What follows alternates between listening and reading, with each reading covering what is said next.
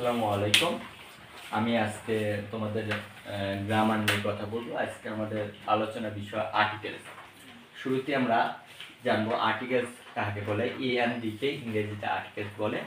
Articles প্রধানত দুই প্রকার, ইনডিফিনিট আর্টিকেল আর ডিফিনিট আর্টিকেল। ইনডিফিনিট আর্টিকেল কি? অনির্দিষ্টভাবে কোনো ব্যক্তি বস্তুকে বোঝালে সেটা ইনডিফিনিট আর্টিকেল। আর ডিফিনিট হলে নির্দিষ্টভাবে যদি কোনো ব্যক্তি বস্তুকে বোঝায় সেটা ডিফিনিট আর্টিকেল।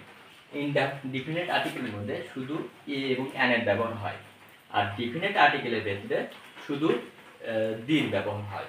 এছাড়াও আমরা ক্রস চিহ্নেরও ব্যবহার দেখাবো। তবে আজকে আমাদের আলোচনার বিষয় আর্টিকেলসে দি এর ব্যবহার।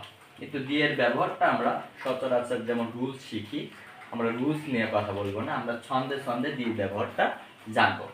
আমরা বোর্ডে কিছু ছন্দ লিখে রেখেছি, সেটাই আমি তোমাদের পড়ে শুনিয়ে দেব।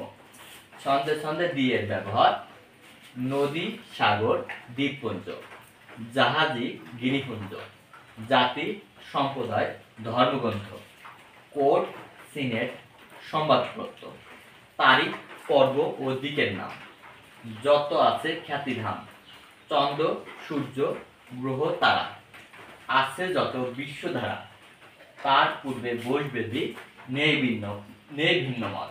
এখানে আমি যতগুলো শব্দ লিখছি, যেমন লিখছি আমি নদী, এর পূর্বে আমরা দি বসাবো, সাগর এর পূর্বে দি বসাবো, দ্বীপপুঞ্জ এর পূর্বে দি বসাবো, জাহাজ যত ধরনের জাহাজ আছে এর পূর্বে দি বসাবো, গিরিপুঞ্জের পূর্বে দি বসাবো, জাতির পূর্বে দি বসাবো, সম্প্রদায়ের পূর্বে দি বসাবো, ধর্মগ্রন্থ যেমন আমরা বাইবেল, দা হলি কোরআন, এইগুলোর পূর্বে আমরা দি বসাবো, কোর্ট এর পূর্বে দি বসাবো, সিনেট এর পূর্বে দি বসাবো, সংবাদপত্র যত ধরনের সংবাদপত্র আছে, আমরা প্রথম আলো, ডেইলি স্টার, এগুলো সবার পূর্বে দি বসাবো। তারিখ যত ধরনের তারিখ আছে, 16 ডিসেম্বর, 25 মার্চ, এই যতগুলো তারিখ আছে তার পূর্বে দি বসাবো।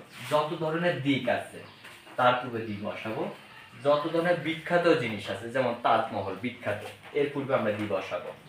চন্দ্র এর পূর্বে দি বসাবো, সূর্য এর পূর্বে দি বসাবো, গ্রহ এর পূর্বে দি বসাবো, তারা এর পূর্বে দি বসাবো। পৃথিবীতে আছে যত বিশ্বধারা, এই পৃথিবীতে যত একটা আছে, যেমন দেখো চন্দ্র পৃথিবীতে কয়টা আছে? একটা আছে। সূর্য কয়টা আছে? একটা আছে। তারা অনেক আছে। আচ্ছা, এর পূর্বে আমরা দি বসাবো। পৃথিবী কয়টা আছে? একটা আছে, এর পূর্বে দি বসাবো। তার পূর্বে বসবে দিই নেই ভিন্নমত। অর্থাৎ এখানে যতগুলো শব্দ আমরা বললাম, এই শব্দের পূর্বে সবসময় আমরা দি ব্যবহার করব। তাহলে এই ছন্দটা শিখলে আমাদের অনেক রুলসগুলো নিয়ে আর মুখস্থ করা লাগতেছে না। এই ছন্দ দিয়ে আমরা সেগুলো দেখাবো। আমরা দুইটা উদাহরণ দেখে দিচ্ছি। যেমন আমি লিখছি dash the Padma is a big river. Padma আমাদের দেশের সবচেয়ে বড় নদী। দেখো পদ্মা একটা নদীর নাম, এই ক্ষেত্রে সেজন্য এখানে দি বলছে। আবার লিখছি dash the sun gives us light. সূর্য থেকে আমরা আলো পাই। এই যে সান মানে সূর্য, সূর্যের পূর্বে দি বলছে। এইভাবে আমরা আর্টিকেলসের অন্য রুলস নিয়েও কথা বলবো। এ পর্যন্ত ভালো থাকো, সুস্থ থাকো, আল্লাহ হাফেজ, আসসালামু আলাইকুম।